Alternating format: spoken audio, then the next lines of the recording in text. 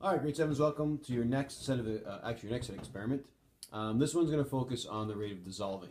So how things, oh, there's Gary Gold. Hey, Gary. He's looking to be fed, so. Yes, okay, Gary. The next experiment is the rate of dissolving. So last we spoke, we looked at different solvents and filtering. And we talked about why things dissolve and why things don't dissolve. And so just a quick recap. We said that in a liquid, we know that the particles have a somewhat weak attraction between them. So when we enter or put a solute into the solvent, for something to dissolve, the solute basically has to break the bonds of the attraction between the certain water particles. So the attractive forces of that particular solvent aren't strong enough to keep the solute from going in between and dissolving. And that's technically why things dissolve or almost disappear. In ethyl alcohol, things didn't dissolve because the molecules, or the bonds between the molecules of the ethyl alcohol, are stronger than water, and therefore the solute cannot force itself between those particular bonds and things do not dissolve. So when you're looking at creating different elements or the sciences and how we combine things, it's very important to understand how to manipulate things and which solvents we can dissolve things in and which solvents we can't. So sometimes we may want things to dissolve, and sometimes we may want things not to dissolve. So we're going to look at another way we mix elements together. Okay, and you're going to look at 4 different ways we can dissolve something. Okay, and you'll be doing 4 experiments. It's going to involve sugar cubes. Okay, so there's your sugar cubes. Misha, don't eat anything. All right, these are very old. Don't eat them. Again, let me say this again. Don't eat them. So you'll be doing 4 different types of experiments. It's going to involve beakers of water, and you're going to need a stopwatch for this one. So you can use your iPhone, the clock at the back, or a stopwatch. So make sure you have a timing mechanism. So the first experiment we're going to do is you're going to take the water. Again, there'll be a bucket at the back for clean water and a bucket for dirty water. You're going to take a whole sugar cube, the first experiment, and again, you're going to have a chart. This time I'm going to provide the chart for you, and you can just kind of fill in the times, and it'll lay it out for you.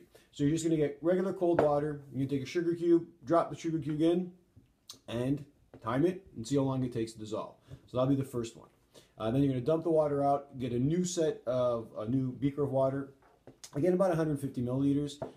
Take a new sugar cube, drop the sugar cube in, excuse me, this time you can use a spoon and give it a quick stir. Again, timing to see how long it takes to dissolve.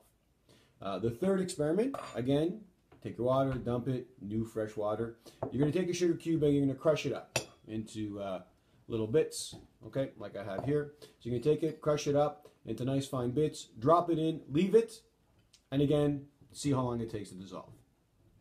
Then the last thing you're going to do, and this one you're going to need my help. So when you get to this one, what you're going to do is say, sir, I'd like to do the 4th attempt to dissolve something. And what you're going to do is you're going to get hot water. There's my lovely little sign. These are steam signs, so you're going to get hot water. So you have to give me a little bit of a head's notice. And what I'll do is I'll start the kettle at the back, and then when you're ready, you'll bring an empty beaker and a sugar cube. I'll pour we'll put it down on the table, pour the hot water, you drop the sugar cube in, and you time it. All right.